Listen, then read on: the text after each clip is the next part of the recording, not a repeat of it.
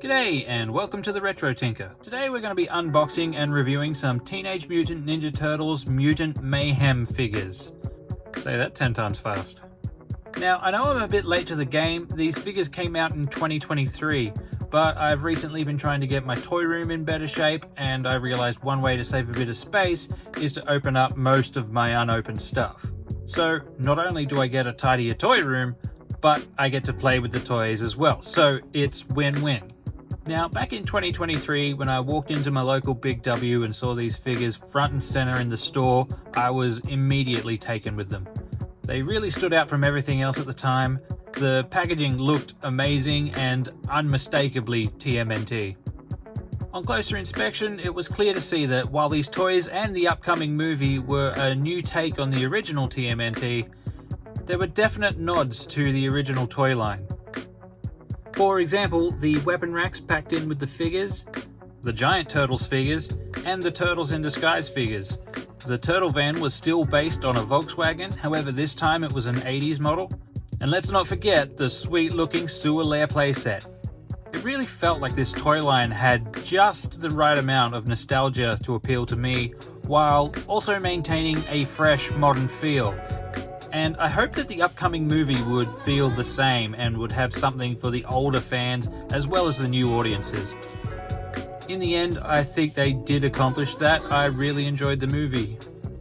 On top of all that, I thought the price range on the toys was really reasonable. At $14 a figure, it was clear that these were intended to be toys, not adult collectibles. Although, let's be real, clearly a lot of adults such as myself did collect them. But with the wide variety of figures and toys on offer, it felt like Playmates were having a real crack at the toy market again. It might just be my limited experience talking here, but it does feel nowadays that toy companies just aren't willing to commit to toy lines like they used to. So it was refreshing to see Playmates and retailers stocked up with turtle goodness. Luckily for me, my wife gave me most of these figures for my birthday and Christmas of 2023. And I did have them on display for a while, but they've been in a tub now for quite some time, so it'll be nice to open them up and get them on the shelves where I can enjoy them. Okay, enough talk, let's look at some toys. So first up, we'll take a look at what caught my eye in the first place, this purple packaging with the green lettering. It just looks amazing.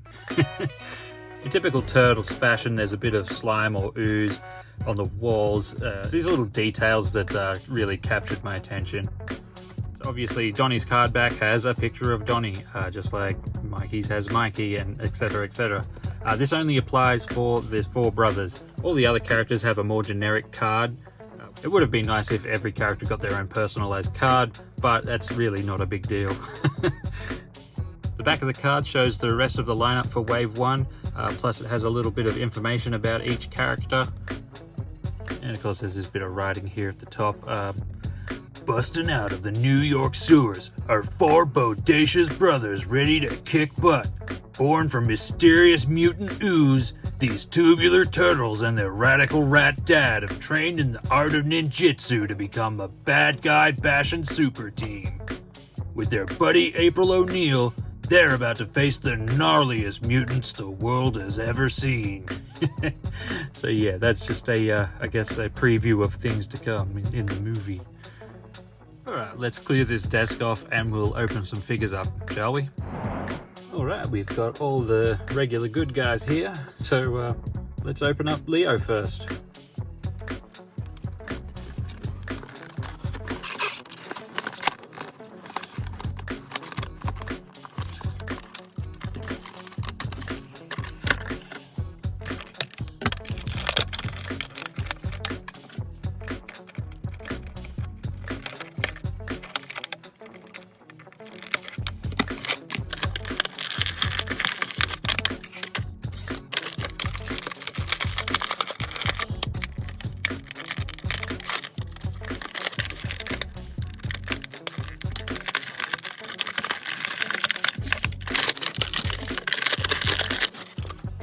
Leo looks fantastic. I have to say I really like that they've stuck with the rubber belts, much like the older figures had. These figures have got plenty of articulation, the shoulders, the elbows, the wrists, the hips, the knees. The ankle, yep, the ankles turn, and of course the head. So yeah, they should be plenty posable. You can store his swords in the back if you don't want them in his hands. If you wanted to use one of the other weapons from the rack. I think I'm just going to leave the weapons attached to the rack. They'll be much harder to lose then. Yeah, it's a really cool figure. It comes with an adorable little baby turtle, like all the four boys do. And of course we got throwing knives, a ninja star, a slice of pizza, an ooze canister, and this knife here on the side. That's really cool.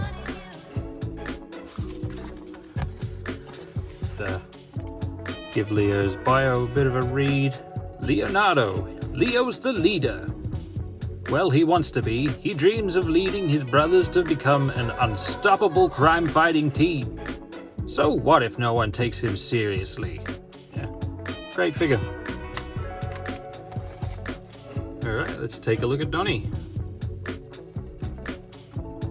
Yeah, Donnie looks great. I think they gave him more accessories than any of the other figures. He's got his bow staff, his glasses, his headphones, his bum bag. The phone is actually glued into the bum bag, so you can't lose it, which is probably a good idea. Of course, he's got his weapons rack and his baby self. Now the glasses are removable, which I found out the hard way when I was fiddling with them, and they went flying off, and then it took me about 5 minutes to find them. I'm glad I did find them. Yeah, the headphones do come off. I chose to put them around his neck because I didn't really want them on his head. And yeah, that way I won't lose them. Interesting that instead of a second bow staff, he comes with this stick with a blade on the end of it. Something just a little bit different. He has the obligatory slice of pizza, I guess you'd call that a throwing star or something. I'm not sure. Looks like a set of nunchucks and a canister of ooze as well. I think they all come with a canister of ooze. Yeah, he has the same articulation as his brother. You can store the bow staff in the back just like Leo's swords. Yeah, it's pretty cool. Donatello. Donnie is devastatingly smart and not afraid to let you know it. His intellectual self-assuredness may come across as arrogance, but it's just that his brain is thinking so many steps ahead that he's paralyzed with indecision, and he dreams of being a game developer by day and a K-pop star by night. Yeah, another cool figure. Alright, Raph, you're up next. Okay, Raph is definitely the bruiser of the group. He is the biggest turtle of the four. He's definitely got the most aggressive expression of the four as well. I like that they've given him a little pouch on his belt. That's just something that stands out a bit. Of course, he's got his sai. The sai are also stored in his belt, this time on the front, which makes sense. You wouldn't be storing sais on your back, because you'd never reach them. He's got a pretty decent weapon rack too. He's got his pizza, some ninja stars, some these, whatever you call them, these hooked swords here, an ooze canister, and a throwing knife. And baby Raph. These are adorable. Raphael. Raph likes to break things. In fact, his biggest goal is to punch someone so hard they throw up. But underneath his hard head and tough exterior is a sensitive turtle just looking for someone to talk to. Yeah, strong but sensitive. Also like that they gave Raph these battle scars. Leo has a few light ones, but I like that Raph has deeper and more numerous scars. It just shows that he's the one that probably fights the hardest and gets into the most trouble. Yeah, he's a pretty cool figure. And I think it's interesting that they gave Raph a full bandana instead of just the eye covering like his brothers. It's just another thing that sets him apart a little. Okay, Mikey, you're up. Well, my first impression of Mikey is that he just made me lose the game.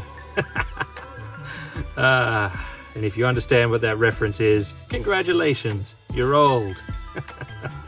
And you just lost the game.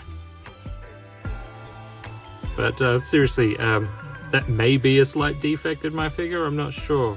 I could probably just heat his hand up in some hot water and that would relax back to more like this hand here, but he's gonna have nunchucks in his hands anyway, so it doesn't really matter. So, as usual, Mikey's the joker of the group. You can tell because he's got a bit of a silly grin on his face. He's got his 2 nunchucks. I think he's pretty great. He's definitely got the biggest head of the group though. Kind of reminds me of Hey Arnold. One thing I probably would have liked is if the nunchucks weren't both cast the same. It would just look a little bit more dynamic, but this is a kid's toy. Kids probably aren't even going to notice that kind of thing. We're talking about the nunchucks. You can store them on his back. It's not the easiest one to store of the lot. I do worry that the amount of bending it takes to get into them would make these eventually snap through here. It might be disappointing to a kid. That happened to us all the time with the Turtles toys we had, so... But for me, I'll most likely be leaving them in his hands, so it's not really an issue. He's got his weapon rack with the 2 ninja stars, an ooze canister, pizza, extra nunchucks, and this chain weapon hooky thing that I'm sure has a real name that I just don't know. Very cool. And Tiny Mike. Michelangelo. Mikey's the comedian. Too bad his brothers don't think he's that funny. He might not be the best at ninjutsu, or waking up on time, or even hygiene, but you can always count on Mikey's positive attitude. Mikey was always my guy as a kid, and this figure does not disappoint. And here we have Splinter, the boy's dad. If I'm remembering correctly, was voiced by Jackie Chan in the movie. This is a pretty good Splinter. Let's open him up. Okay, here we have Master Splinter. He's got removable glasses like Donnie does. These ones did not go flying off on me this time, so that's a win. He's got his cane, his traditional sword cane. Any Splinter without a sword cane is a wasted opportunity. He doesn't have any sort of weapon storage like the Turtles do, but then again, he doesn't really need it. He's not quite as articulated as the Turtles either. He doesn't have knee articulation. The tail moves as well. I had to fiddle around with it a bit to get it to actually stand up properly. It kind of was interfering with it, and then I bent it back a bit. I reckon if I got some hot water and heated it up, I could probably get it back to a nice spot that would actually help it stand up rather than hinder. But at the moment, he's not too bad. Oh, yeah, see, not too bad. His weapons rack, he comes with his bow and 3 arrows, which is pretty cool because you know kids would lose at least one. And it looks like he's got a couple of spare cane blades. I'm sure many kids have found very handy indeed after they've lost the original one. And of course he's got 2 ninja stars as well. Not a bad amount of accessories for Splinter. Splinter, Rat Dad / Sensei. Splinter is coping with the fact that his 4 sons are growing up. He's made a wonderful sewer home for his family, but now his sons need independence, and New York needs his sons. Splinter, what a legend. As far as Splinter figures go, this one's pretty great. If you don't like the glasses, you can take them off. He goes from looking a little bit goofy to a little bit cranky. He's cool. Ladies and gentlemen. Alrighty, let's take a look at some bad guys. Now in the Mutant Mayhem movie, we got some familiar bad guys with Rocksteady and Bbop, but we also got a brand new villain with Superfly. I think he's a very unique character. Let's open him up. Oh yeah, he's pretty awesome. So we've got one arm that can hold his weapons. He has these 2 dinky little arms. I guess because he's a fly, he needs to have 6 limbs. And there's one big overgrown claw of an arm. He's a very badass looking figure. He articulates at the shoulder and the wrist on his right arm. He's got the shoulder and the elbow on his left hand. And then he's got the waist and the knee. Now his wings for some reason come in 2 parts. You have to put them together. I'm not sure why they've done that. I'm not sure if it's in reference to something in the movie. I haven't actually seen it since 2023, so I don't remember that much of it. The wings just clip into his back here. Oops. Put that back in. Yeah, that looks pretty awesome. He also comes with a weapon stand. He's got this weird, I guess that's a waffle iron, and I think that's a gun, like an overflowing chemical flask, and a tray of test tubes. So they're pretty cool accessories. Superfly, a highly intelligent humanoid fly. Superfly has lived in hiding his entire life, slowly amassing power in the criminal underworld. He's clever, charismatic, and confident, and behind those eyes lies a sinister plan that is unlike anything the turtles have faced before. Yeah, he's a really cool villain. The figure itself is a little bit top heavy. You have to fiddle around with it a bit to get him to stand. And the only other thing I was surprised is that the claw itself is permanently closed. Now, there goes the wing. Now, it wouldn't take too much work with the craft knife to just nip that, and you might be able to use it, you know, wrap around the necks of these enemies and stuff like that, or get them to hold things. Yeah, so that's an option, but yeah, I'm surprised that that's fixed. Now, Bbop and Rocksteady are always a duo, so let's open them both at the same time. Alright, Rocksteady here is such a chonky boy that his arm comes separate, so you have to plug it in. Ugh. I hate stuff like this. You think you're going to break it, even though it's made to do it.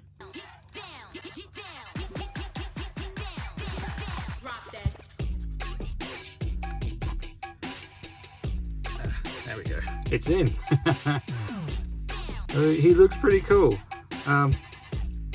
I do think he could have done without the head articulation, personally. I don't think the figure really gets that much out of being able to turn its head, and it looks god-awful, really, when it does. But, again, remind yourself, this is a kid's toy, so, but, yeah, as a kid, if he couldn't turn his head, I would just make him look around like this. It's not that big a deal. Anyway, other than that, he looks pretty fantastic. I like their tattoos. He's quite heavy as well. Yeah, there's a lot of plastic in Rocksteady. He's got a fair amount of articulation too. Obviously, he's got the head, shoulders, elbows, wrists, both legs, and yeah, knees. So that's pretty cool. He also comes with his gun. He's a cool toy. This is Rocksteady's weapon rack. He's got another gun, a sledgehammer, a knife, and a manhole cover shield. So very much like the original figure, except it didn't have a sledgehammer. These are the details that really captured my attention back in 2023. Bbop is also a very hefty boy. He weighs a lot. Didn't have to attach his arm though. He looks fantastic. My favorite bit is the upside down mum tattoo. It's just that was just a really good detail. He's got his trademark purple shades and pink hair. This was a perfect adaptation of Bbop, in my opinion. He's got all the same articulation as Rocksteady. I really dig that he's got this gun, which kind of looks like the original one as well, but also he's got this one here in the rack that looks even more like the original one. So you've got it both ways. He has a trash bin shield, a knife, and just a big spiky club thing. Yeah, he's awesome. Rocksteady. Built like a tank, Rocksteady is pure mutant muscle. Whether it's from his fists or his horn, you do not want to take a hit from this guy. He and Bbop make a dangerous duo, but their brains are what some may consider small, even for morons. Bbop. Bbop may be a jacked-up warthog mutant, but he really likes to roll in style. He's always sporting some killer shades and is never too far from a boombox. I also like the mutant menace meter here. It tells you how much of a danger they are, I suppose. It's a nice touch. So yeah, a pair of awesome figures. Now, Leatherhead was the final figure from the first wave, and I thought it was interesting in the movie that they made a bold choice. They made Leatherhead an Australian, and also a woman. None of that matters when the toy looks this good.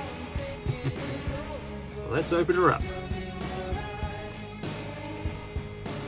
Look how good Leatherhead looks.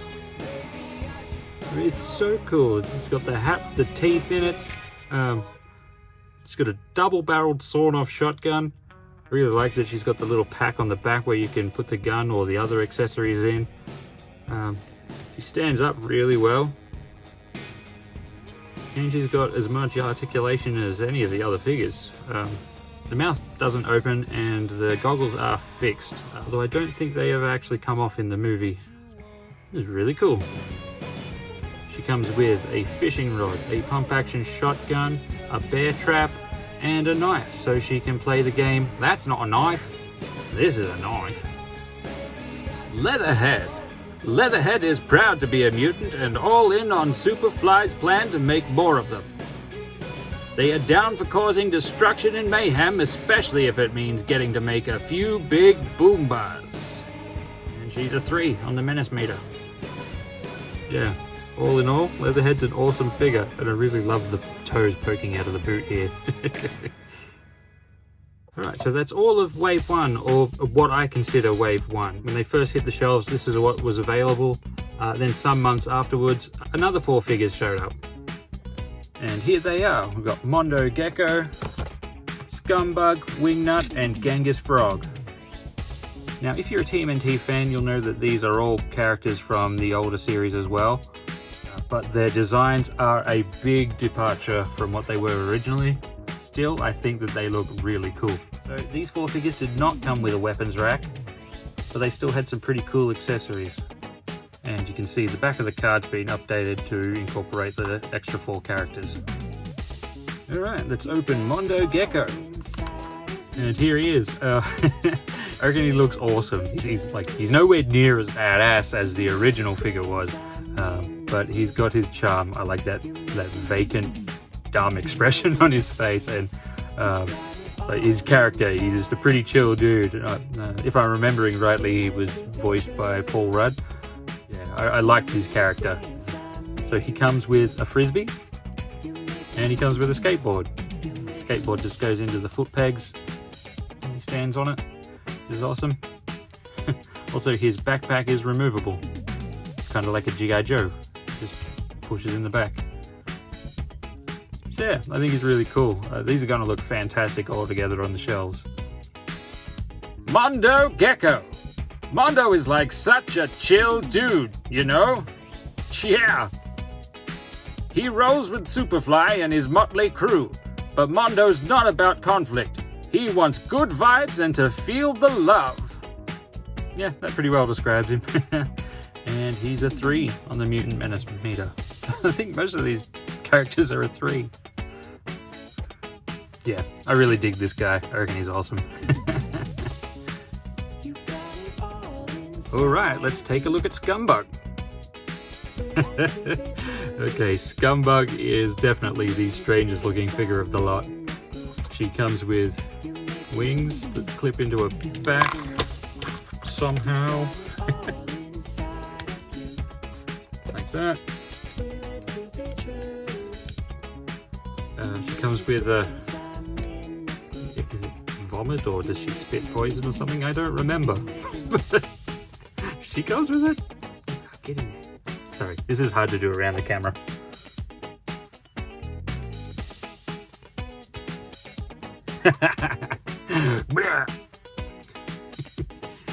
And she also comes with a picture of Splinter because, spoiler alert, they fall in love. Yeah. I love that. I love that bright green puke just coming out of the front. It's gonna look so good on the shelf. Yeah, she articulates at the shoulders, the wrists. She vomits at the legs. No knees, but twists at the shins. Oh, I guess that is technically the knee articulation. Very cool.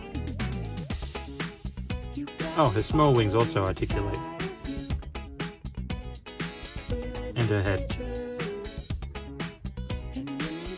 Scumbug, the only mutant to grow up in the isolated halls of the TCRI, the Techno-Cosmic Research Institute, is terrifying to behold.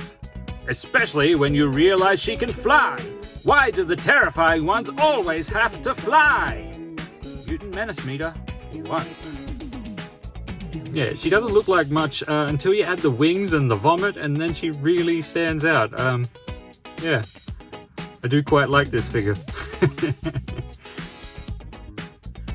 Right, let's take a look at Wingnut, the Robo-Bat. Alright, first look at Wingnut. With the grappling hook, the batarang, and the general colour scheme, Wingnut kind of makes me think of Batman. We'll see what she looks like with the wings on. Yeah, she looks pretty cool. I don't know if the Batman similarities were intentional or not. Either way, looks pretty awesome. The wings definitely add something a little bit extra. And I do love me a cyborg, that's for sure. Looks like the belt's removable, it's made of rubber. She articulates at the head, the shoulders, the elbows, the wrist, the hips. Maybe? Yeah, the hips. It's just a little bit stuck, but the joins are there. Yep, there it goes. The knees swivel. Yeah. She's pretty cool. Wingnut. Wingnut is legitimately a horrific freak of nature. That's honestly the nicest way of putting it. The very sight of her nightmarish eyes and demonic wings will mess you up good. Mutant Menace Meter 2. Yeah, another great figure. Alright, let's open up Genghask Frog. Now, Genghask Frog is a very different looking character. They gave him what they call tongue poppin' action. So he's got a wheel on his back and his tongue pokes out. It's the exact same mechanism as in Motu's tongue lasher. He's got a massive axe, and I really like the pattern on his shirt. Overall, I think he's a pretty cool little figure, even if he is a serious departure from the original series. He hasn't got a great deal of articulation. His arms swing backwards and forwards and up and down. He's basically got shoulder articulation, and his legs turn backwards and forwards. So yeah, very basic figure, but kind of cool. Genghask Frog. He may not be as large or menacing as his compatriots, but Genghask Frog is part of the team, dang it. Okay, he's cute, fine. But this cutie can bring the pain. And he's a 1 on the Mutant Menace Meter. Bit of a weird one, but cool. And that is what I would call Wave 2. Now, I do have a couple of bonus rounds. These are what are currently on the shelves now. I believe there's a TV show. I'm not sure if it's out yet or not, but this Mutations line is made with the intent of mixing and matching parts, which I'm not particularly interested in, other than the fact that I saw Metalhead here. Metalhead is one of my favorites of the original toys. So when I saw him, I had to grab him. And I just thought this robot looked cool. And you know me, I love a robot. Anyway, let's open him up. Alright, here's Metalhead. He looks pretty awesome. So because these are made so you can change the parts around, you can simply pop them off. And it's just a ball joint. You can pop on this Leo's arm here for whatever reason. And, you know, put on Raph's head that he comes with. I'm definitely not going to be displaying them like this. I'm not sure why, but they'll probably make handy spares or something. Find a use for them eventually. He comes with plenty of accessories. He comes with a little pizza, and interestingly, he has one weapon from each turtle. So he's got a sai, he's got a nunchuck, he's got a sword, which you can slot in the backpack. Yeah, And he's got a bow staff, which can be held in that little holder on his back as well, which is really cool. So the pizza fits inside, I guess that's an oven or something. So other than the extra head and arm here, he can actually hold all of his accessories. That is really cool. I like it. He doesn't have a bio on the back of his cards or anything like that. You can see the other figures available in this line. You've got the 4 turtles, Splinter, Bishop in mech, so that's actually someone in a robot suit, Metalhead and Mechazoid. And yeah, you get the concept. You can mix and match parts to make even more bizarre mutants, I guess. The accessories are kind of cool though. Yeah, Metalhead, he's a bit top heavy. He can be a bit tricky to stand. When I put him on the shelf, I'll probably have to put some blue tack on him because I imagine he'll topple fairly well. But he's not too bad. Yeah. I'm happy with this. Alright, and here's and here's Mechazoid. Stay. Good boy. Now, Mechazoid. He looks pretty cool. His cape does come off and gives him more of a simple look, but I do love the way he looks with the cape on, even if it means you can't really get his arm up or anything like that. Yeah, it looks awesome. So, he's going to be a left-handed swordsman.